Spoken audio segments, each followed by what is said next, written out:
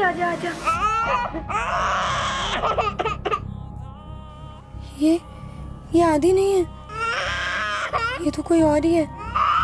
लाओ मुझे दो और ले ले ले। एक बार गौर से देखिए, पूरा यकीन है कि ये तुम्हारा आदि नहीं है? गौर से? आदि का चेहरा 24 घंटे मेरी आंखों के सामने रहता है। गौर से? आप क्यों नहीं ढूंढते उसे? देखिए, हम अपनी तरफ से पूरी कोशिश कर रहे हैं। नहीं कर रहे। आप लोग कोशिश नहीं कर रहे। मैं 2 दिन से आप लोगों को बोल रही हूँ कि प्रमोद को ढूंढिए, आदि उसी के पास है। प्रमोद मिल जाएगा तो आदि भी मिल जाएगा। हाँ बेटा, शांत हो जा बस। अच्छा, एक बात बताइए, इनको अपने पति पे क्यों शक है? दोनों में झगड़े होते रहते थे। फाइनली ज्योति उसका घर छोड़कर चली आई। हो सकता है इसी गुस्से में। बेटा। विजय शिर्के, क्या हुआ साहब? लेके चलो इसे। साहब क्या किया इसने? क्यों क्यों क्यों ले जा रहे हैं आप इसे? क्या हुआ साहब? मेरे को क्यों पकड़ रहे हो? तुझे नहीं मालूम क्यों पकड़ रहे हैं? बच्चा छोड़ के भागा ना तू? बच्चा? अब क्या हुआ? बोलती बंद हो गई तेरी? लेके चलो इसे। साहब मिस्टेक हो गया होगा साहब। सुनिए साहब, साहब ये बच्चे नहीं है इधर। साहब मैं किसी बच्चे को नहीं जानता साहब, मैंने कुछ नहीं किया है। झूठ बोल रहा है तू, पहचान लिया गया है। तू ही था ना बच्चे के साथ?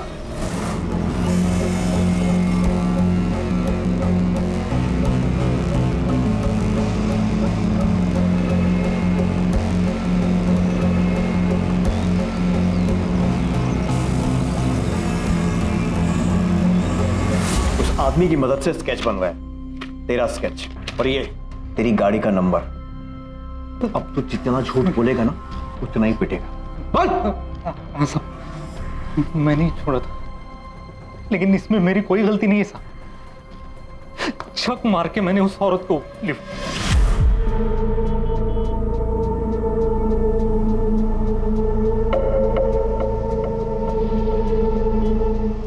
आप अकेली क्या कर रही हो इस सुनसान पहले सड़क मुझे पे? नासिक तक लिफ्ट दे दीजिए प्लीज। मेरी टैक्सी यहाँ पे खराब हो गई है। भाई साहब, मेरे लिए नहीं तो कम से कम मेरे बच्चे के लिए मुझे नासिक तक लिफ्ट दे दीजिए। इतनी धूप में से लेके मैं कहाँ खड़ी रहूंगी? प्लीज भाई साहब। ठीक है, बैठिए। शुक्रिया भाई साहब।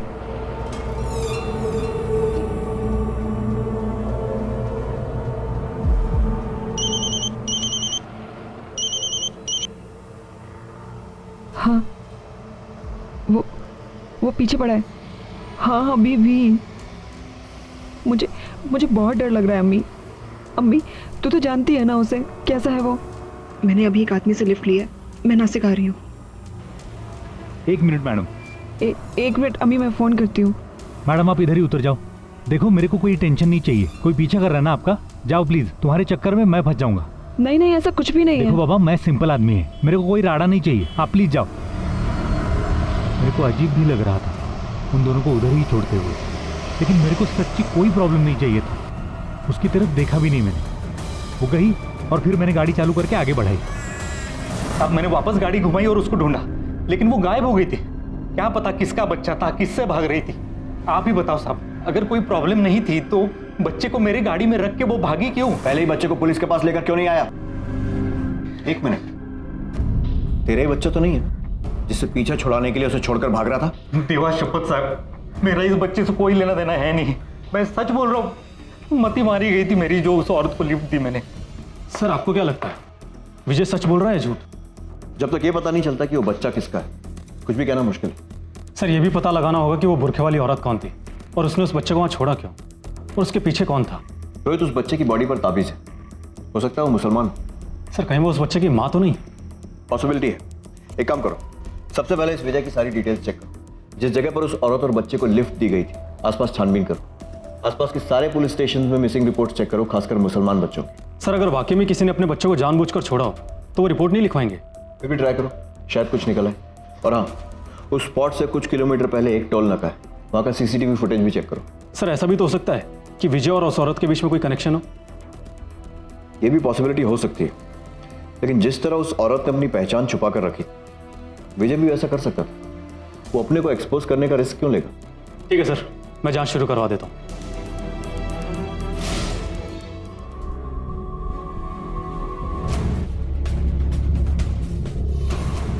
साहब, वो पहले से ऐसा ही है, सबको मदद करने का। मैं बोलता भी था उसको, लोग फायदा उठाएंगे। विजय की शादी नहीं हुई है।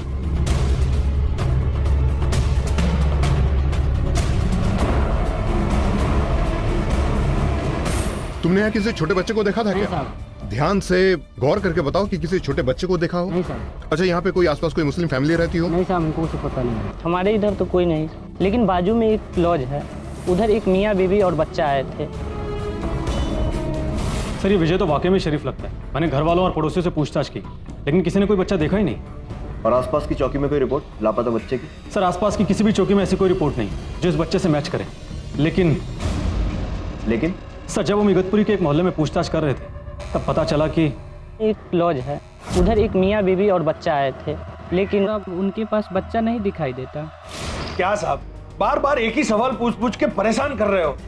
बोला ना, हमारा कोई बच्चा नहीं है और ना ही कभी था। सच बोल रहे हो तो इतना परेशान क्यों हो रहे हो? क्योंकि आप लोग हमें खाली पीली परेशान कर रहे हो। वो क्या है ना, जब कोई झूठ बोलता है ना, तो हम सूंघ लेते, और इस समय तेरे झूठ बोलने की बहुत तेज गंध आ रही है। इस बारे में ये भी पता चल जाएगा। और रही बात ये कंफर्म करने की कि ये बच्चा तुम्हारा है या नहीं, तो ये डीएनए टेस्ट से पता चल जाएगा। हाँ साहब, करवा लो जो टेस्ट करवाना है। चलो चलो। कुछ तो गड़बड़ है, डीएनए टेस्ट की रिपोर्ट आने तक नजर रखने का। Yes sir. सर, अगर ये बच्चा इनका नहीं निकला तो? अभी कुछ कह नहीं सकते रोहित। ये देखो, जिन कपड़ों में बच्चा मिला था, मुंबई के किसी टेलर का लेबल है, साथ में एड्रेस भी है। हो सकता है कि उस बुरके वाली औरत ने मुंबई से टैक्सी ली। इसका मतलब उसके माँ बाप मुंबई में हो सकते हैं? एग्जैक्टली।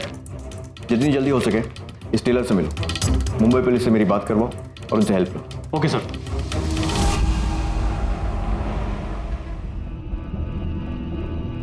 फातिमा, जल्दी से रखो, ज्योति के जाग जाने से पहले इसे लेकर जाओ जल्दी से। शुक्र है आज दीदी सो तो गई है, मुझे तो लगा था सो ही नहीं पाएंगी। डॉक्टर ने दवाइयाँ दी, ये इसलिए हो रहा है। जाओ लेकर जाओ जल्दी से। माँ, क्या हो रहा है? कुछ नहीं, ये सब पुराना सामान है ना। फातिमा। ज्योति। हाँ, ये जो यहाँ रख सामान दे। ज्योति बेटा। माँ, ये तो मेरे आदि के हैं। हाँ बेटा। तो इसको कहाँ ले जा रही थी? माँ, ये इसे फेंकने जा रही थी। माँ, मैं सिर्फ फातिमा से ये कह रही थी कि जब तक आदि नहीं मिल जाता, ये सब सामान गैराज में रख दे, बस। बेटा, ये सब सामान तुम्हारी नजर के सामने रहेगा तो तुम्हें कितनी तकलीफ होगी, है ना? और मैं तुम्हें सफर करते हुए नहीं देखना चाहती ना। जाओ फातिमा, इसको रख दो संभाल के। जाओ लेकर जाओ। अच्छे से रख दे। हाँ, फातिमा, इसको लेकर जाओ। सुन, ढक के रखना।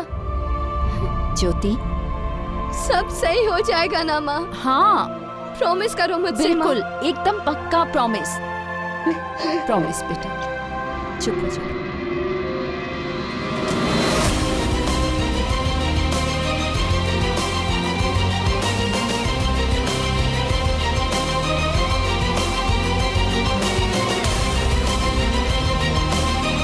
सुनिए।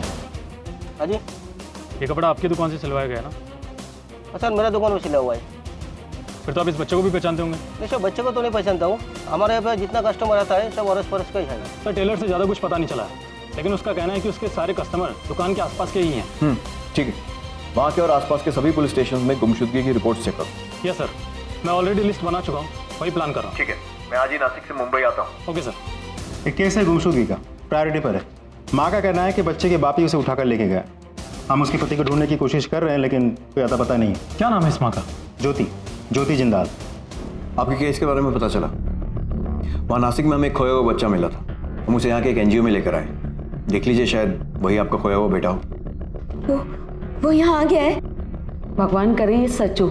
ज्योति को हर बार निराश होना पड़ता है। उम्मीद करते हैं कि इस बार आपको निराश नहीं होना पड़ेगा। कमले सर, चलिए।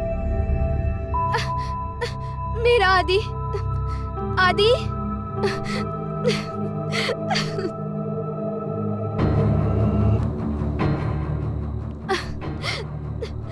मेरा आदि। माँ, ये मेरा आदि नहीं है। माँ, लाइए। आपको पूरा विश्वास है कि आदि नहीं? आप क्यों बार बार मुझसे यही सवाल करते रहता है? आपको क्या लगता है कि एक माँ अपने बच्चे को नहीं पहचानेगी? सर प्लीज, कौन सी ऐसी माँ है जो अपने बच्चे को नहीं पहचानेगी? आप आदि को ढूंढिए सर, आदि को। इस तरह हर वक्त किसी दूसरे का बच्चा दिखाकर सह नहीं पाती है मेरी बेटी। पता नहीं क्यों पर इस ज्योति की बातों पर यकीन नहीं हो रहा है। कुछ ना कुछ तो जरूर छुपा रही है। लेकिन सर वो तो खुद ही अपने बच्चे को दिन रात ढूंढ रही है। अगर सच में ही बच्चा उसका होता तो झट से वापस ले लेती। उसके केस की फाइल मिल सकती है? Sure sir. और वो मुस्लिम फैमिली, साजिद और दिलनाज और विजय, उनका कोई कनेक्शन निकला? सर अभी तक तो कुछ पता नहीं चला है। डीएनए मैचिंग रिजल्ट के लिए रुके हैं। जैसे ही कुछ पता चलेगा। बच्चे का माँ का मिलना बहुत जरूरी है, उसकी हालत खराब होती जा रही है। ज्योति जिंदाल ससुराल बोईसर में है, अभी अभी मायके शिफ्ट हुई है मुंबई में। पति के साथ प्रॉब्लम्स है सर। सर कहीं इन्हीं प्रॉब्लम्स के चलते पति ने इसलिए उस पर इल्जाम लगा रही है। जब तक उसका पति नहीं मिलता है ये बात तो साफ नहीं हो सकती। सर इस ज्योति का डीएनए टेस्ट करवा लेगा बच्चे से मैच करने के लिए। वो मैं हैंडल करता हूँ, तो बोईसर पहुंचो, उसके पति के बारे में पूछताछ करो। Okay sir.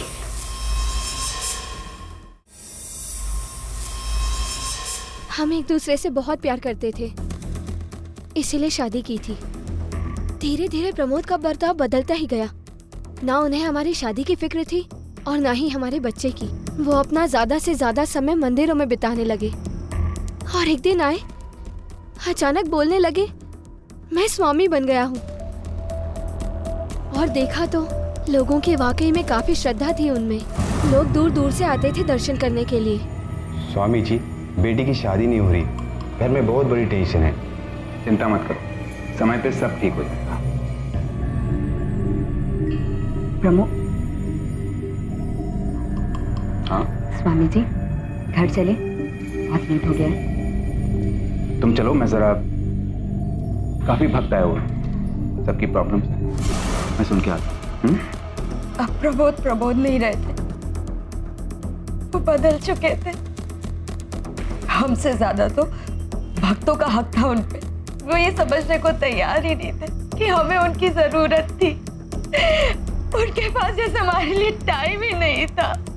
मेरा जीवन सभी का जीवन है, ना मेरा ना तुम्हारा, सिर्फ परमात्मा। बस, मैं तुम्हारी कोई भक्त नहीं हूँ प्रमोद।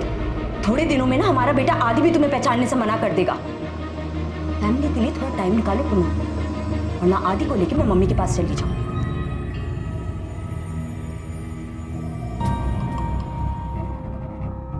प्रमोद, प्रमोद, प्रमोद! आदि की कोई फोटो है? क्या? फोटो, आदि की फोटो चाहिए हमें। लेटेस्ट कोई फोटो नहीं है आपके पास? हाँ, है। एक मिनट लाती हूँ।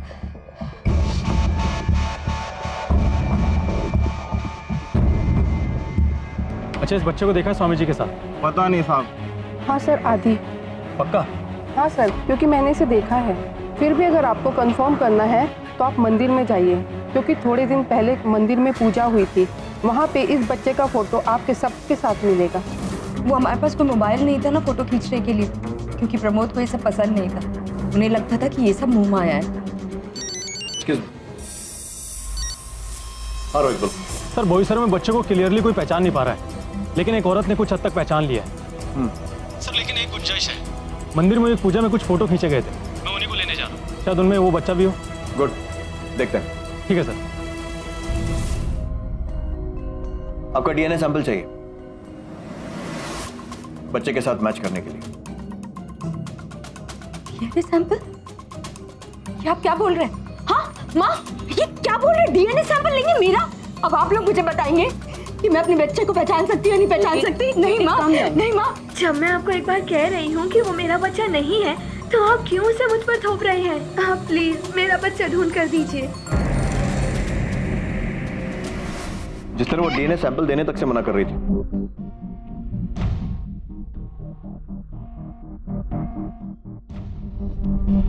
फिर भी दोनों कुछ ना कुछ तो जरूर छुपा रहे। ऐसा कैसे हो सकता है कि उनके पास एक बच्चा था और एक दिन अचानक गायब हो गया? दोनों पर नजर रखो, बैकग्राउंड चेक करवाओ। और ये प्रमोद का कुछ पता चला? नहीं सर, बोईसर में किसी को नहीं पता कि वो कहाँ गए। सर बच्चे के पेरेंट्स को ढूंढ के निकालना बहुत जरूरी है। बच्चे की हालत दिन ब दिन खराब होती जा रही है। एक काम करो, पेपर में उसका फोटो छपवाओ, शायद कोई इसे पहचान ले। हमारे पास ज्यादा टाइम नहीं है। Okay sir. पता था मुझे एक ना एक दिन पकड़े जाएंगे। चुप! वरना एक तमाचा मारूंगा कि यहीं से गिर जाएंगे। ये क्या लगा रखा है कि बार बार पकड़े जाएंगे। हाँ, ये मगजमारी मेरे को ठीक नहीं लगती। सुन, कोई नहीं पकड़े जाएगा, क्योंकि डीएनए टेस्ट में अब हम पास हो गए। अब क्या पकड़े जाएंगे?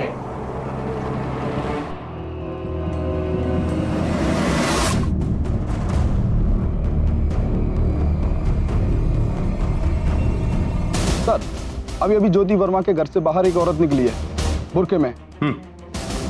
सिर्फ लड़की को स्पॉट किया है। ज्योति वर्मा के घर से निकली है, बुरके में। उसे कस्टडी में लो और क्वेश्चनिंग के यहाँ लेकर आओ। सर, कहीं वही औरत तो नहीं है जो विजय से मिली थी?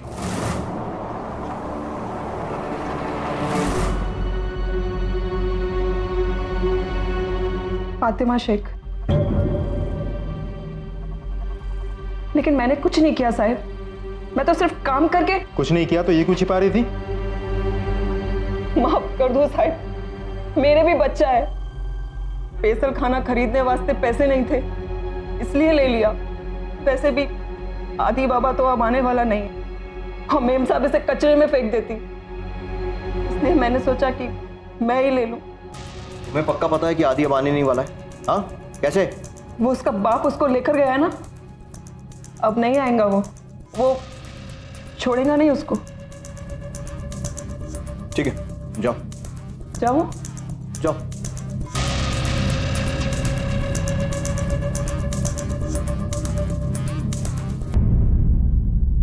झूठ बोल रही है। पता करो क्या वाकई में इसके कोई बच्चा है। देखो, शायद कोई पैसे वैसे की टेंशन तो नहीं, डिटेल जानकारी निकालो। शायद पैसे के लालच में इसने बच्चा गायब करने में मदद की हो। Yes sir. हेलो।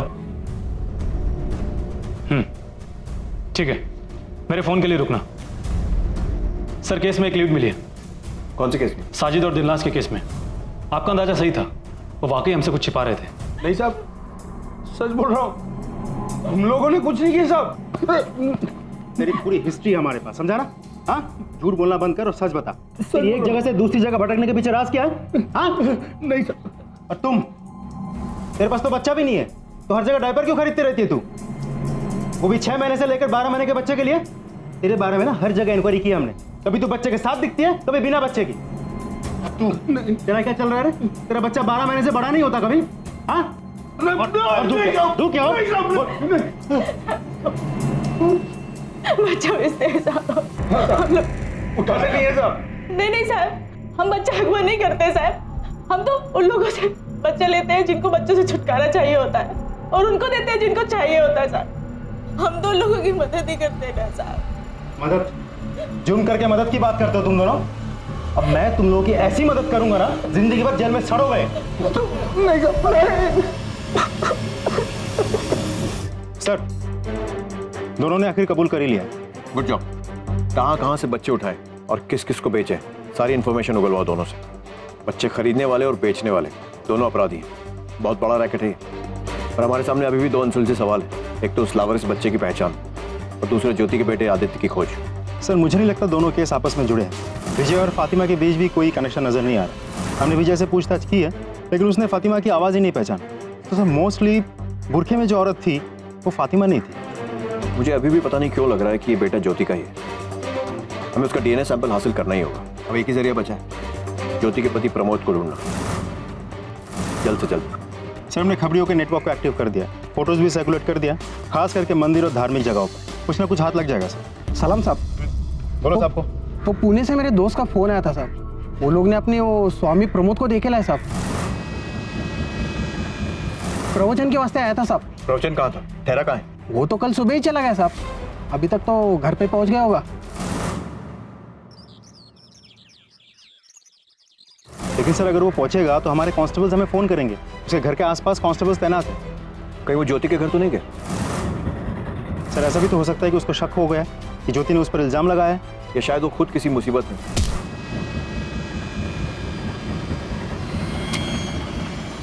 एक काम करो, अपने कांस्टेबल से कहो कि प्रमोद के घर के सामने से हिले नहीं। कवली, अपने दोस्तों को फोन लगा। जी सर। पता कर कि पूना से निकल के वो कहाँ कहाँ गया है। जी सर। प्रमोद के मूवमेंट को ट्रेस करके देखते। माँ, आई एम सॉरी माँ। माँ प्लीज मुझसे बात करो। आप खुद बताओ, मैं ऐसे बिना कुछ कहे घर में कैसे बैठ सकती हूँ? प्रमोद से बात करना मुझे जरूरी लगा था। मुझे माफ कर दो माँ, प्लीज। I am sorry. हाथ छोड़ो मेरा। माँ प्लीज। सॉरी, दरवाजा खुला हुआ था।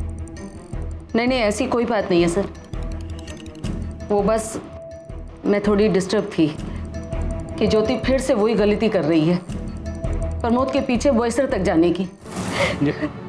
पंडित जी, मैं आपसे भीख मांगती हूँ, मुझे बता दीजिए प्रमोद का है। बेटा मुझे सच में नहीं पता। तो क्या उसने आपसे कांटेक्ट करने की कोशिश की है? कांटेक्ट? उसे ज्योति की क्या पड़ी है? वैसे हमें उसके बारे में खबर लगी।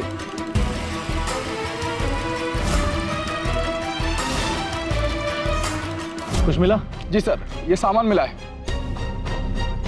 अच्छा, यहाँ किसी को आने मत देना। जी सर। नहीं तो प्राइम सीन कंटामिनेट हो जाएगा। जी सर। और कुछ मिला? हाँ सर, साथ में फोन भी मिला है।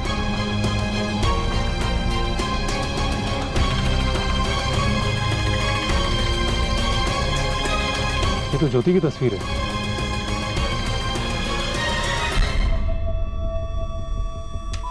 तो प्रमोद, हाँ ये सब प्रमोद का ही है। लेकिन प्रमोद मर नहीं सकता। नहीं, वो नहीं मर सकता, क्योंकि अगर प्रमोद मर गया तो मेरे बच्चे का क्या होगा? हाँ, मेरे आदि का क्या होगा? माँ, आप काफी शांत हैं। जी हाँ सर, क्योंकि मैं जानती हूँ ये सब नाटक है। प्रमोद ड्रामा करने में एक्सपर्ट है सर। आपको अजीब नहीं लगता कि सारी की सारी बॉडी जल गई है, पहचान में भी नहीं आ रही है, और ये घड़ी, ये अंगूठी, ये सब आपको पड़े मिले? आप कहना क्या चाहती हैं? पक्का वो एकदम ड्रामा रच रहा है। वो हमारे आदि को लेकर कहीं भाग गया है। अजीब बात तो ये है कि आपकी बेटी अभी भी डीएनए सैंपल देने से इनकार कर रही है, शायद इस डर से कि कहीं ये पहचान ना हो जाए कि ये बच्चा इन्हीं का है। क्यों बार बार वही सवाल करते रहते हैं? क्यों मेरे पीछे पड़े हैं? आप लोगों को क्या लगता है कि मैं अपने बच्चे को नहीं पहचानूंगी? क्यों बार बार मुझ पे शक करते हैं? मिटा दो। अगर तुम चाहो तो 1 सेकंड में शक दूर कर सकती हो। डीएनए सैंपल दे दो। Stop it! ये जबरदस्ती है। Relax, sit down. आज के लिए इतना गुस्सा काफी है। अभी आप जा सकती हैं, लेकिन ये जांच जारी रहेगी और जरूरत पड़ी तो आपको फिर से थाने भी आना पड़ेगा।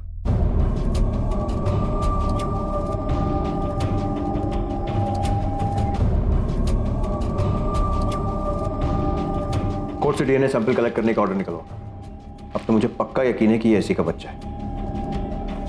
प्रमोद के पड़ोसी ने जिस फोटो के बारे में कहा जो कि मंदिर में खींची गई थी, उसमें उस बच्चे के होने की गुंजाइश है, राइट? क्या हुआ उसका? सर फोटो मंगवाए तो हैं, लेकिन क्या? इतना टाइम हो चुका है। पर्सनली वहां जाओ और वो फोटोग्राफ्स निकालो। Yes sir. इस ज्योति पर नजर रखो, इसके mobile phone records, landline records, सब कुछ निकालो। पता लगाओ ये और क्या क्या छुपा है। Okay sir. सर, ज्योति की माँ सही हो सकती है सर। मतलब प्रमोद ने अपना ही मर्डर स्टेज किया? यस सर, क्योंकि देखा जाए तो हमारे पास ऐसा कोई भी तरीका नहीं है जिससे ये साबित हो सके कि हमें जो बॉडी मिली है प्रमोद की ही हो।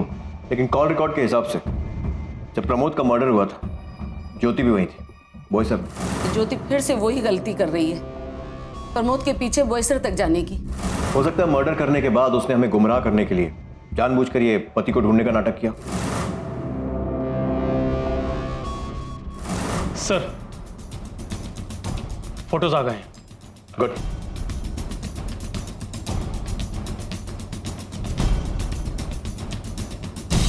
सर, मतलब आप लोगों को जो बच्चा मिला था वो ज्योति का बेटा आदि है, तो फिर झूठ क्यों? अब और झूठ नहीं बोल पाई। अभी और इसी वक्त लेकर आओ उसे। Okay sir. नहीं बा, मैं ये नहीं कर सकती बा। प्लीज समझो, ये मुझसे नहीं होगा। प्लीज अंडरस्टैंड, नहीं होगा मुझसे। लेकिन बेटा, तुम वहां गई क्यों? खामखा फंस गई ना। अब वो लोग तुम्हें मठन में कैसे घसीटेंगे, देखना। लेकिन बा, तुम जानती थी ये ऐसा नहीं किया था एक्सपेक्ट।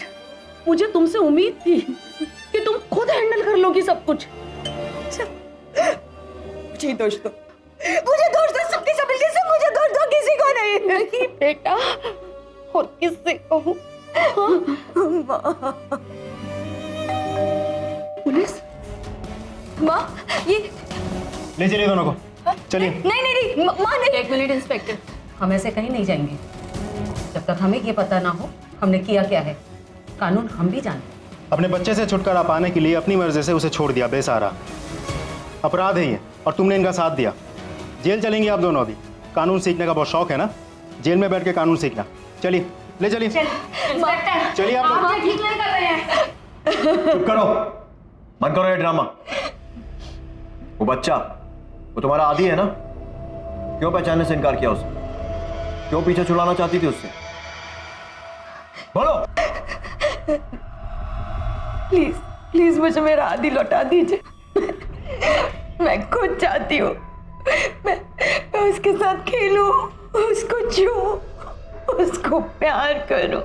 प्यार करो। जब मौका था तब उससे मुंह फेर लिया, और अब ये सब ड्रामा। उसे बहुत समय तक छू नहीं पाओगे तुम। और अगर एक बार ये सबूत मिल गया ना कि प्रमोद का खून भी तुमने ही किया, फिर तो उसे कभी देख भी नहीं पाओ। अपनी बेटी से झूठ बुलवाई? मैंने वो ही किया जो जरूरी था, और कुछ नहीं। और प्रमोद का मर्डर, वो भी जरूरी था। अपनी ही बेटी के हाथों उसी के पति को मरवा दिया। मेरी बेटी ज्योति किसी का खून नहीं कर सकती। वो हम पता कर लेंगे, और अगर वो मर्डर साबित हुई ना, सिर्फ तेरी वजह से वो जिंदगी भर जेल में सड़ेगी। मैं सच कह रही हूँ इंस्पेक्टर, हमने किसी को नहीं मरवाया। मैं एक माँ हूँ, अपनी बेटी को इस हालत में नहीं देख पाती। उसे मेरे सहारे की जरूरत थी, मैंने उसे सहारा दिया, बस। सर, करुणा का भी यही हाल है। मानने के लिए तैयार ही नहीं है कि प्रमोद के मर्डर के साथ कुछ भी लेना देना है। मतलब दोनों माँ बेटी एक ही बात पर अड़े हुए हैं। लेकिन मेरी समझ में ये नहीं आ रहा है कि मर्डर को ये कैसे पता चला कि प्रमोद कब मिलेगा और कहाँ मिलेगा।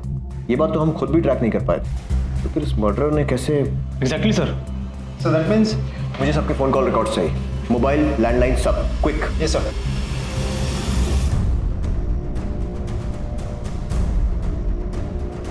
Sir, call records.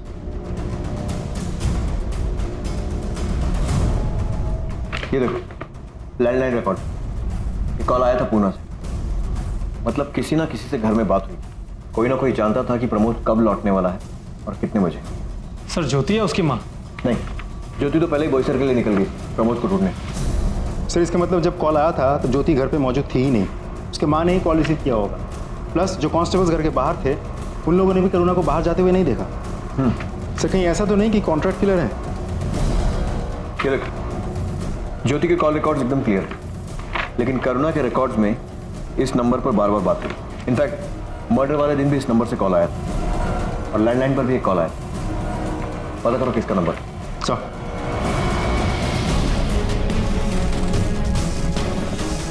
करुणा जिंदाल से क्या कनेक्शन है तेरा? जी कुछ भी नहीं। मैं तो किसी करुणा जिंदाल को जानता तक नहीं। तो अनजान लोगों से फोन पर बात करने का बहुत शौक है? जानता है क्या? तेरे फोन कॉल रिकॉर्ड्स। अब बोलेगा? ठीक है, हवालात में मार मार कर उगलवा लेंगे। लेके चलो। चल चल। जानता हूँ, पहले से जानता हूँ। वो आंटी जहाँ पहले रहते थे वो मेरे पड़ोस में ही थे। मैं तो बस ऐसे ही, आंटी अब अकेले रहते हैं, स्पेशली ज्योति की शादी के बाद। मैं बस उन्हें यूं ही कभी कभी कॉल कर लेता हूँ। क्यों झूठ बोल रहा है? तुझे भी बताया ना, ये फोन कॉल रिकॉर्ड्स है, और इससे पता चलता है कि कौन कब कहाँ था। और ज्योति के लौट आने के बाद से तेरे कॉल्स कुछ ज्यादा ही हो गए थे। ये सब पर्सनल है सर। मुझे फिक्र होती है उनकी। हम पड़ोसी थे, आज भी दोस्त हैं। मुझे पता लगा उनका बच्चा खो गया, मैं तो बस इसीलिए कॉल कर रहा हूँ। आखिरी बार पूछ रहा हूँ, बोल सच क्या है? सर प्लीज सर, मुझे और कुछ पता होता तो मैं बता देता ना सर, लेकिन सच यही है सर। ठीक है, अभी तुझे छोड़कर जा रहे हैं, लेकिन तू शहर छोड़कर मत जा। जी sir.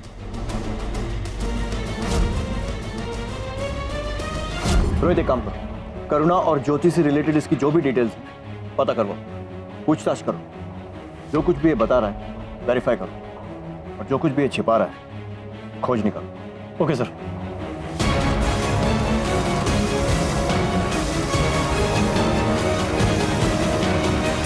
Sir, basically Sumit Jyoti से शादी करना चाहता था। इनफैक्ट 3 महीने पहले ही दोनों के रिश्तों की बात फिर से शुरू हुई। मुझे लगा ही था। इसका मतलब यह है कि इस शादी की प्लानिंग तब से चल रही है जब ज्योति प्रमोद के साथ थी। एक काम करते हैं, इस केस की टाइमलाइन को फिर से एग्जामिन करते हैं। एक अनजान औरत विजय की गाड़ी में बच्चा छोड़कर जाती है, जो कि शायद ज्योति हो सकती है। फिर ज्योति खुद पुलिस में अपने बच्चे की गुमशुदगी की रिपोर्ट लिखाती है। ताकि किसी का शक उस पर ना जाए। राइट। और शायद इस दौरान कोई ज्योति की मदद कर रहा, फिर अचानक वो हुआ जिसकी उन्हें उम्मीद नहीं थी। वो बच्चा पुलिस के हाथ लग गया और बच्चे के जरिए पुलिस ज्योति तक पहुंच गई। डीएनए टेस्ट की बात निकली, लेकिन ज्योति ने इनकार कर दिया। ये क्या बोल रहे? डीएनए सैंपल लेंगे मेरा? लेकिन जैसे ही उन्हें भनक लगी कि प्रमोद का डीएनए टेस्ट करके भी यह साबित किया जा सकता है कि बच्चा उन्हीं का है, तो उन्होंने प्रमोद को मार दिया। शायद सुमित। सर लेकिन मैंने सुमित के कॉल ट्रायंगुलेशन रिकॉर्ड चेक किया था। जब मर्डर हुआ था तब सुमित मुंबई में था ही नहीं। तो सुमित ने प्रमोद को नहीं मारा, फिर किसने? सुमित के कॉल रिकॉर्ड।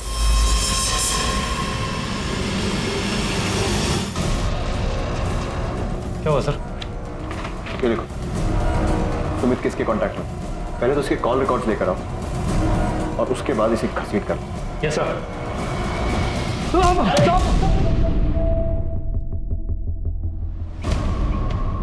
अब सच बोलेगा या उल्टा लटका कर बुलवाए? हमें पता था तू कहीं ना कहीं इन सब में शामिल है। अब आपको सच में कुछ गलत नहीं, सब कुछ साफ साफ दिखाई दे रहा है। तेरे फोन कॉल रिकॉर्ड्स हैं हमारे पास। सुमित से रोज बातें होती थी, हाँ? और जहां प्रमोद का मर्डर हुआ था तू वहीं पर था उसी वक्त। क्या हुआ? बोलती बंद हो गई? अभी खुल जाएगी। उल्टा लटका उसको। बता दो मैंने किया सब। हाँ लेकिन सुमित के कहने पे। सुमित भाई ने पिछले साल मेरी जान बचाई थी, उसका बहुत बड़ा एहसान था मुझ पर। बदले में उसने मुझे आदि को किडनैप कर कहीं दूर छोड़ाने के लिए कहा, लेकिन फिर वो मुझे ब्लैकमेल करने लग गया। कहा कि अगर हमने स्वामी को नहीं मारा तो उसका डीएनए पुलिस को मिल जाएगा और हम सब फंस जाएंगे बच्चे को छोड़ाने के जुर्म में। इसलिए मैंने प्रमोद को मार दिया।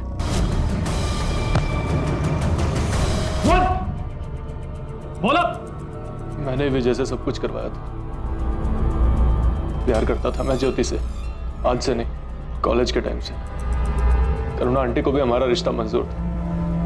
वो तो चाहती थी कि हमारी शादी हो, लेकिन फिर ज्योति उस निकम्मे प्रमोद से मिली और उससे शादी कर ली।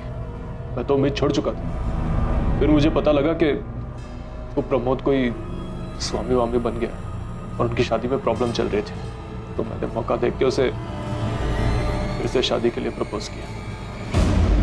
लेकिन तू वो बच्चा आदि का बोझ नहीं लेना चाहता था, हाँ? इसीलिए उसे बेसहारा छोड़ दिया। नहीं सर, वो मेरा प्लान नहीं था। इतने छोटे बच्चे को कैसे? मैं तो उसे ऐसे बेसहारा छोड़ना भी नहीं चाहता था, लेकिन उसी ने बोला यही बेहतर रहेगा। किसने? वही सर जिसने ये सब प्लान बनाया।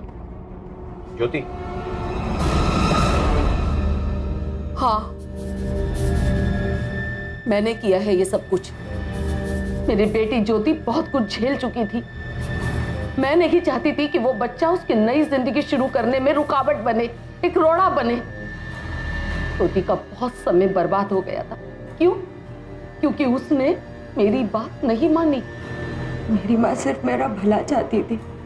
उन्होंने मुझे बताया कि प्रमोद आदि को लेकर चला गया था। सर, मैं आदि से बहुत प्यार करती हूँ और प्रमोद से भी।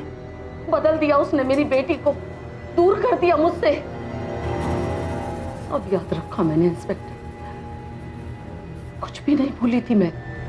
जब हाईवे पे आपको आदि मिला तो मेरी मम्मा ने मुझे समझाया कि आप लोग आदि को मुझसे बेहतर जिंदगी दे सकते हैं, एक अच्छे अनाथालय में। मम्मा ने मुझे ये भी कहा कि एक बच्चे के साथ मुझे कोई नहीं अपनाएगा, सुमित भी नहीं। इसीलिए मैंने वो ही किया जो मेरी मम्मा ने कहा। मैं मारना नहीं चाहती थी उसे, बस अपनी बेटी को उससे दूर रखना चाहती थी। मेरी बेटी की जिंदगी में खुशियां आ जाएं, बस मैं इतना ही चाहती थी। खुशियां ज्योति की जिंदगी में या तुम्हारी? तुम्हें सिर्फ अपनी पड़ी है, किसी और की नहीं। इसीलिए तुम चाहती थी कि वो उसी लड़के से शादी करे जिसे तुमने चुना है। तुमने उसकी जिंदगी बर्बाद कर दी अपने स्वार्थ के लिए, अपने दिल में भरी हुई नफरत के लिए, अपने ईगो के लिए। बस इंस्पेक्टर, ऐसा कुछ भी मत बोलिए। जितना अपनी बेटी को मैं चाहती हूँ उतना कोई और नहीं चाहता। वो सिर्फ मेरा भला चाहती है। प्यार, कोई भी प्यार, चाहे वो माँ बेटे के बीच का ही प्यार क्यों ना हो, जब वो एक जुनून में तब्दील हो जाता है तो वो बहुत ही खतरनाक साबित हो सकता है। और बदकिस्मती से इस कहानी में भी इसी जुनून ने एक मासूम नवजात बच्चे का जीवन दांव पर लगा दिया। सिर्फ बच्चे को जन्म देने से ही माता पिता की जिम्मेदारी खत्म नहीं हो जाती, उसकी अच्छी परवरिश भी उन्हीं की ही जिम्मेदारी है।